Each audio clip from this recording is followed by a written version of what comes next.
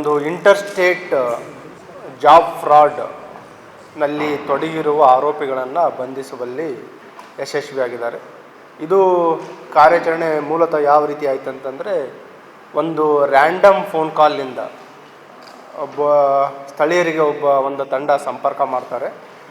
ಸಂಪರ್ಕ ಮಾಡಿದಾಗ ಅವರು ಹೇಳೋದೇನಂತಂದರೆ, ತಮಗೇನಾದರೂ ಕೆಲಸ ಬೇಕಾಗಿದೆ ಅಂತ ಕೇಳ್ತಾರೆ. ಇಲ್ಲ ಅಂತಂದಾಗ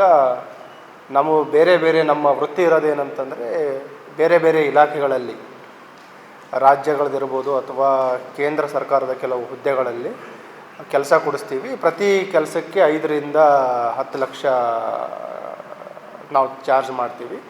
ಅಂಥದ್ದು ಯಾರಾದರೂ ಗ್ರಾಹಕರು ಅಥವಾ ಉದ್ಯೋಗ ಆಕಾಂಕ್ಷಿಗಳಿದ್ದರೆ ನಮ್ಮ ಗಮನಕ್ಕೆ ತೊಗೊಂಬನ್ನಿ. ಒಂದು ವೇಳೆ ನೀವೇನಾದರೂ ಅಂಥವರನ್ನು ಐಡೆಂಟಿಫೈ ಮಾಡಿದ್ರೆ ನಿಮಗೂ ಕೂಡ ಕಮಿಷನ್ ಕೊಡ್ತೀವಂತ ಇವರಿಗೆ ಆಶೆಯನ್ನು ತೋರಿಸ್ತಾರೆ.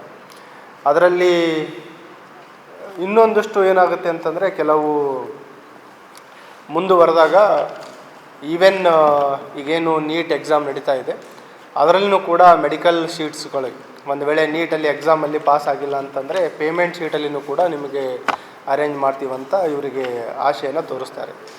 ಅದಕ್ಕೂ ಕೂಡ ಹೆವಿ ಅಮೌಂಟ್ನ ಒಂದು ಡಿಮ್ಯಾಂಡ್ ಇಟ್ಟಿರ್ತಾರೆ. ನಿಯರ್ಲಿ 40 to 60 lakh ಅಷ್ಟು ಡಿಮ್ಯಾಂಡನ್ನು ಇಟ್ಟಿರ್ತಾರೆ. ಆವಾಗ ನಮ್ಮ ಸ್ಥಳೀಯ ಪೊಲೀಸರಿಗೆ ಇವರು ಒಂದು ಟಿಪ್ ಆಫ್ ಮಾಡ್ತಾರೆ.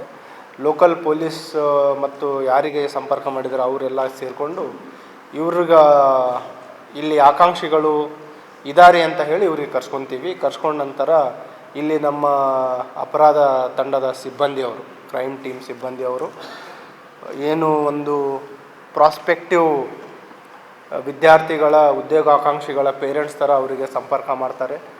ಆವಾಗ ಅವರು ಪ್ರಾಮಿಸ್ ಮಾಡೋದೇನಂತಂದರೆ, ಏನು ಪೋಸ್ಟ್ ಆಫೀಸಲ್ಲಿದೆ ಗ್ರಾಮೀಣ್ ಡಾಕ್ ಸೇವಕ್ ಅಂತ, ಅದರಲ್ಲಿ ಅಸಿಸ್ಟೆಂಟ್ ಪೋಸ್ಟ್ ಮಾಸ್ಟರ್ ಇರ್ಬೋದು ಅಥವಾ ಬ್ರ್ಯಾಂಚ್ ಪೋಸ್ಟ್ ಮಾಸ್ಟರ್ ಇರ್ಬೋದು, ಈ ರೀತಿ ಬೇರೆ ಬೇರೆಯ ಒಂದು ಉದ್ಯೋಗಗಳ ಬಗ್ಗೆ ಅವರಿಗೆ ಆಶ್ವಾಸನೆ ಕೊಡ್ತಾರೆ. ಮತ್ತು ಒಂದು ವೇಳೆ ನಿಮಗೇನೇ ಸಂಪರ್ಕ ಬೇಕಾದರೆ ಇಲ್ಲಿ ಸ್ಥಳೀಯರೇನಿದ್ದಾರೆ ಅವ್ರ ಮುಖಾಂತರ ನೀವು ಸಂದಾಯ ಮಾಡಬೇಕು ಅಂತ. ಅವ್ರ ಆಬ್ಜೆಕ್ಟಿವ್ ಇರೋದೇ ಮೋಸ ಮಾಡುವಂಥದ್ದು.